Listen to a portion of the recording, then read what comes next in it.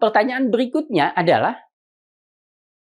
sesungguhnya kalau kita bicara tentang hak-hak anak, itu sudah diatur dalam Deklarasi Universal Hak Asasi Manusia, diatur dalam Kovenan Internasional Hak Sipil Politik, diatur dalam Kovenan Internasional Hak Ekonomi Sosial Budaya. Tetapi kenapa kok masih perlu diatur dalam satu konvensi tersendiri? Setidaknya ada 4 alasan yang mendasari mengapa konvensi hak anak itu perlu ada. Yang pertama, teman-teman semua, menegaskan kembali berlakunya sebagian besar hak asasi manusia yang disebutkan dalam Deklarasi Universal Hak Asasi Manusia dan Kovenan Hak Sipil Politik maupun Kovenan Ekonomi Sosial Budaya. Jadi misalkan hak atas kesehatan, hak atas pendidikan untuk semua orang itu juga dimiliki oleh anak-anak. Jadi sebenarnya sebagian besar hak asasi manusia itu juga sama dimiliki oleh anak-anak. Maka konvensi ini hanya menegaskan kembali bahwa sebagian besar hak asasi manusia itu juga berlaku untuk anak. Itu yang pertama, alasan pertama. Alasan yang kedua adalah konvensi ini ada untuk meniadakan beberapa hak asasi manusia miliknya orang dewasa. Contohnya, 1, hak atas perkawinan. Orang dewasa punya hak atas perkawinan atau hak untuk melangsungkan perkawinan. Anak-anak tidak memilikinya. Lalu yang kedua, hak untuk memilih dan dipilih. Orang dewasa punya hak untuk memilih dan dipilih dalam pemilu, anak-anak tidak memilikinya. Itu yang kedua. Yang ketiga, anak-anak tidak memiliki hak atas properti. Maksudnya gimana? Misalkan, hak properti itu hak milik. Apakah teman-teman sudah pernah melihat sertifikat tanah, sertifikat rumah, atau sertifikat kendaraan bermotor atas nama anak-anak? Mungkin ada. Mungkin saja ada. Tetapi sesungguhnya secara hukum kepemilikannya ditangguhkan sampai dia berusia 18 tahun. Jadi ini salah satu hak yang ditiadakan untuk anak-anak. Lalu yang terakhir, hak yang ditiadakan adalah hak atas pekerjaan. Jadi orang dewasa punya hak untuk bekerja, anak-anak tidak punya. Jadi meniadakan beberapa hak asasi manusia orang dewasa.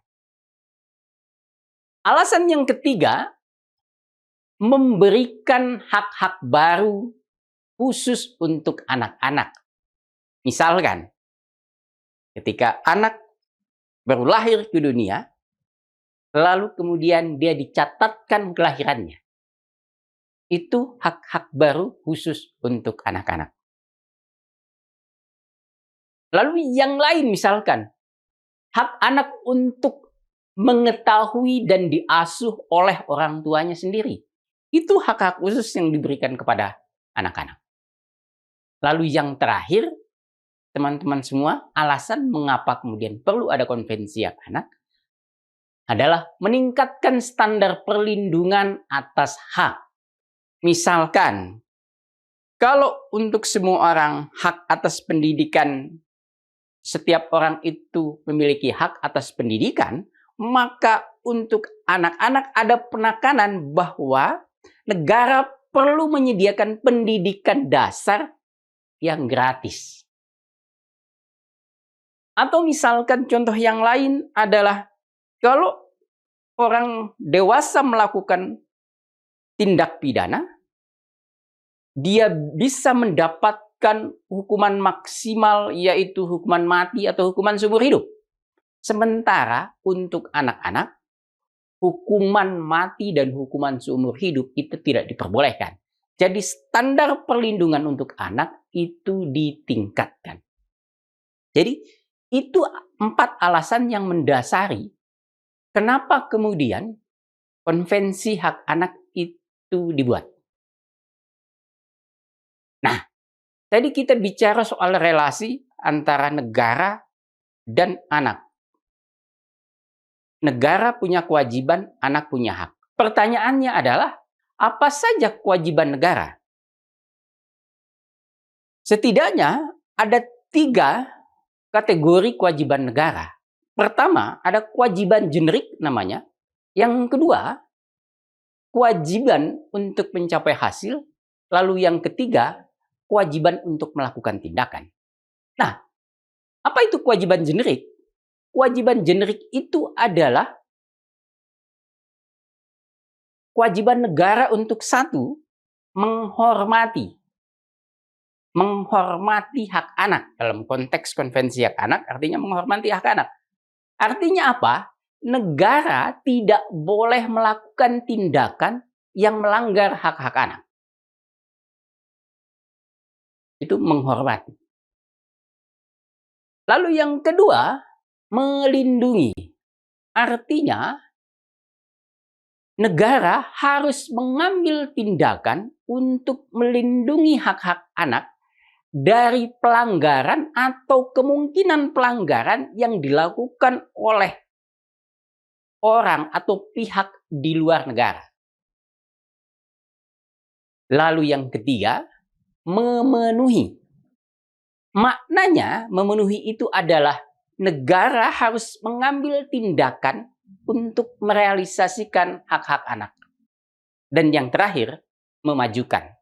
Memajukan itu bermakna negara harus mengambil tindakan agar hak-hak anak dihormati oleh setiap orang.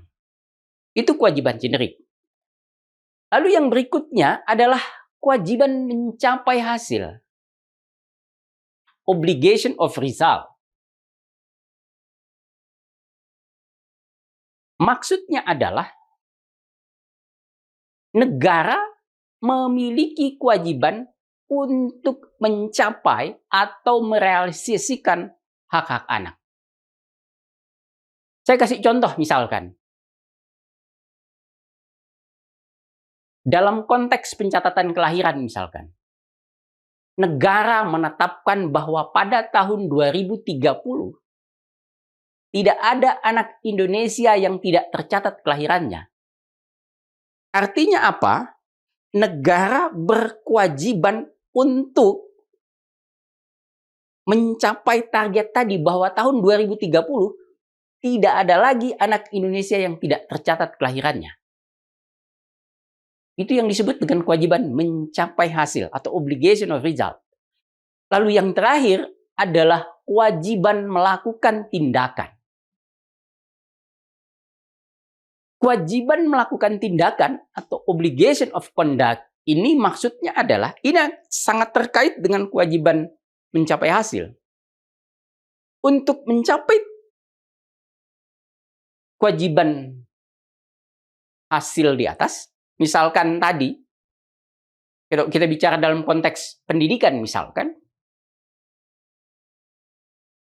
negara mengalokasikan 20% anggaran pendidikan untuk memastikan bahwa semua anak usia sekolah